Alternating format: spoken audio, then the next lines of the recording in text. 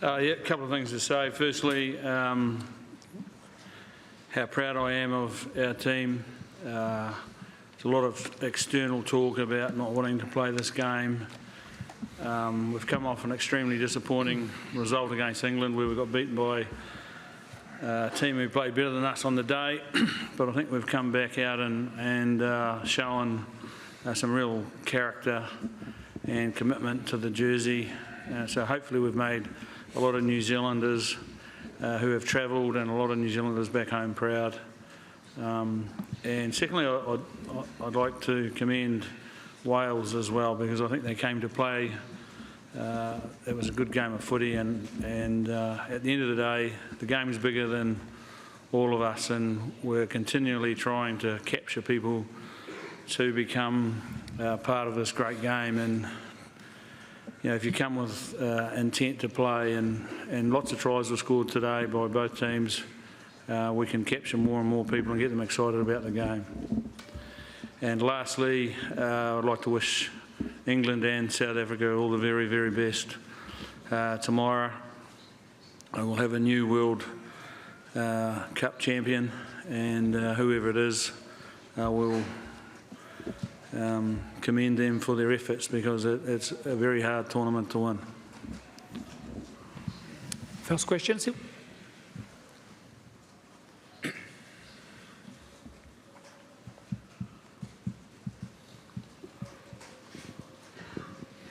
Steve, you just commended Wales on the way they played. Do you think if they'd shown similar ambition last week, they might have been able to push South Africa even closer than they did, or even win that game?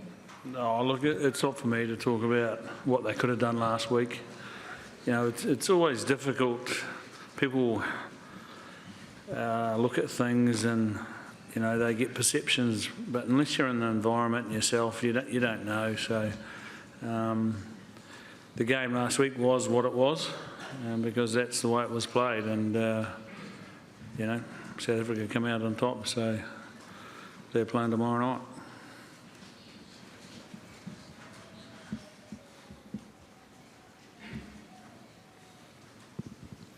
Hi, Steve. First of all, congratulations for what you have achieved with the All Blacks in all these years.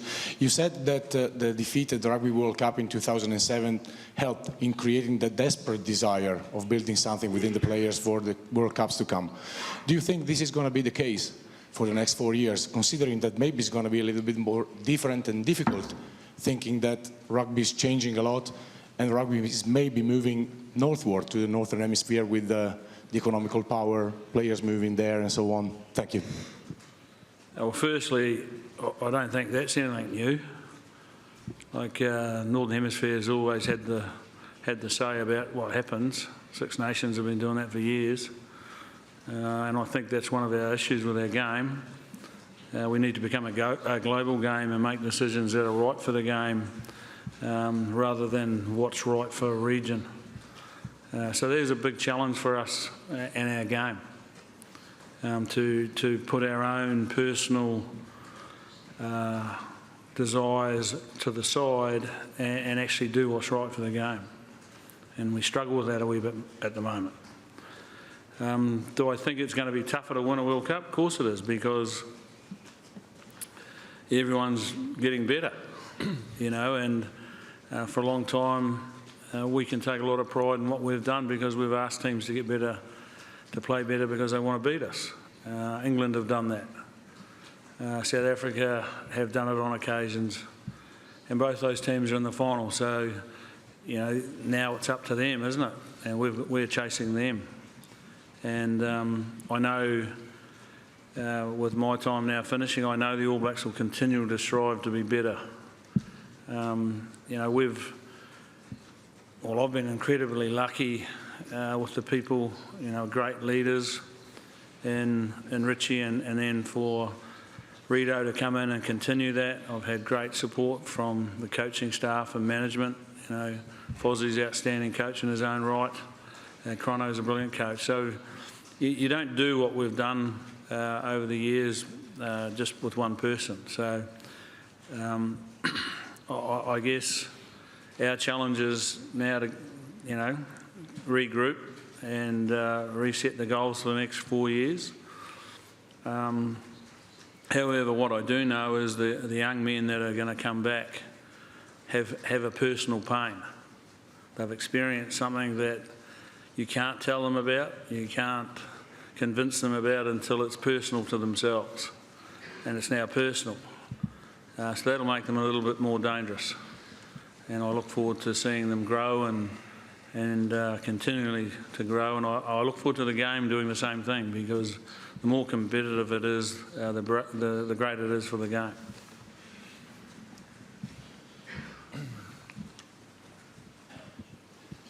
Hi, Kieran. I just wonder if you could just talk to us about the emotions of the day that started with you leading the haka and ended with you sharing a special moment on the field with your children. If you could just talk a little bit about that and just what's going through your head now that I guess the realisation's hit home that it's over.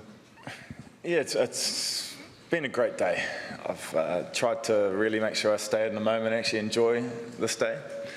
I think my emotions at the start of the week, I was able to get them all out of there.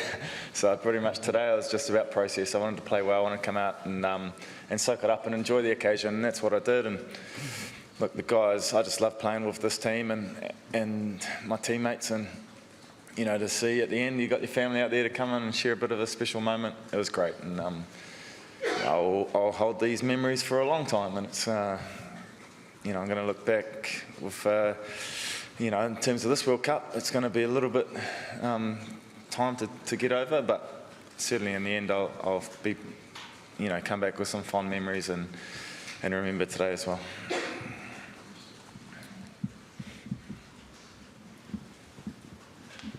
Ian, at the back, can you please talk to us about what this guy sitting to your left is as first a person and then as a coach? Why has he created teams that have been so successful and environments that allow such success yet such joy, such compassion, such family? What does he do well as a coach and as a person to do that? He'll probably hit me if I get a bit gushy with him, but look, it's been a really special period, and Steve, I mean, both these men, but you asked about Steve. When you look at the environment, you look at the leadership, and he's been incredibly demanding on this group, and the expectations have always been high, but it's always coupled with a massive degree of compassion and empathy for the individual. And so when you get that mix right, you get a formula that's pretty special. And you know, it's the fact that the guys can put their hand up and say they're struggling and know that they can get help with that, but they also can get a boot up the bum if they cross a line. So it's that blend that Steve brings and has brought it beautifully into this group. And you know, to me, or to all of us as a management team, he's been a massive drive behind the standards that we've been chasing. So, you know, I can't say anything higher really than he's added to a legacy that means a lot to him, and he's added his own little special chapter, which is massive. He should be something him and Tash and his kids and that should be incredibly proud of. Thanks, Foz.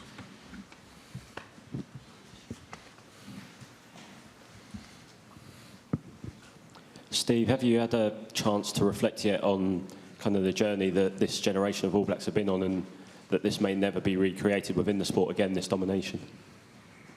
Well, I hope it's going to be recreated. I hope this team recreates it. That's what we're about. But no, I haven't really had time. This whole week has been about making sure that we create an environment as a coaching group and management group that these men who are hurting incredibly, you know, from knowing that they haven't achieved their goal, can get up and play well tonight. So I'll be like Kieran. We'll deal with what we have to deal with over the next couple of days, and you know, find a nice quiet place at home and sit down and have a few drinks with Tash, and you know, we'll have a few laughs and you know, salute a few times and probably get drunk. Stop there, Steve. Where does this go? Well, see, the Kieran's still only 30 odd, I'm 60, so what he's thinking about doesn't happen that often these days. Well, not as much as I'd like anyway.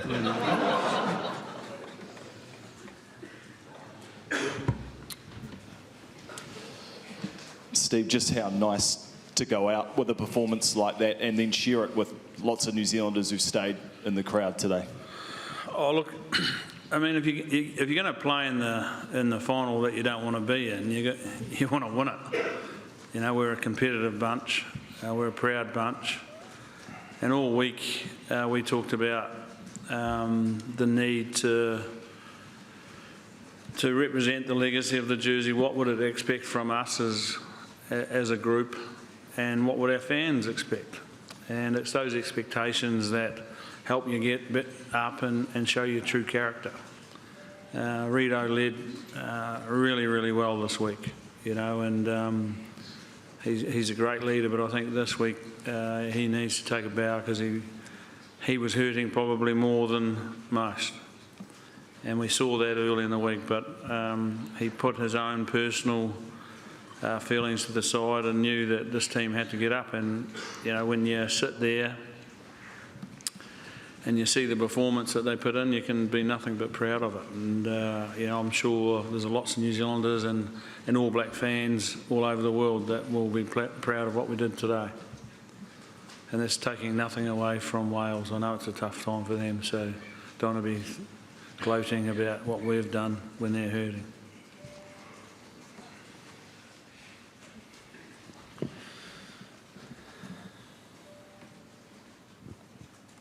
Steve, you've had plenty of test matches against Moran Gatland. How fierce a competitor has he been for you, and how glad are you that he's coming back home to New Zealand now? Well, I think we've played 10 times and might be 8 wins, 1 loss and 1 draw. So it's been competitive, yeah. You know, he's coaching a team in Wales that, you know, I once coached. So, yeah, you take a lot of notice of what's happening, and he's done a wonderful job coaching them. Having him back in New Zealand for a year, I'm not sure how that's going to work, to be honest, because he's going to go and do the Lions after that. So there's not going to be a lot of continuity there for the Chiefs and him. But I'm sure he'll work his way through that. We're going to have time for 2 last questions. So here, and I think I had one in the back. Japan Shueisha Matsuse. My question is to Captain, please. Did you personally this past World Cup in Japan? Any special memories? Made some very special memories over here in Japan. It's been a great 2 months. I think from the first time we set foot on in Japan, off the plane, we've had so much support from the Japanese people. So for me, that's probably the memories I'll take is, you know, the support that we've got. It's been absolutely fantastic. I think Adidas have, you know, run out of the jerseys in Japan twice, I think, you know, how many people have bought them. So it's fantastic to see. I just really hope, I'm looking forward to coming back here, and I hope this game just continues to grow because we've seen how good Japan were in the World Cup as well. So, you know, if they keep working hard and they get themselves sorted out, they're going to be a real threat to World Rugby. Last question in the back.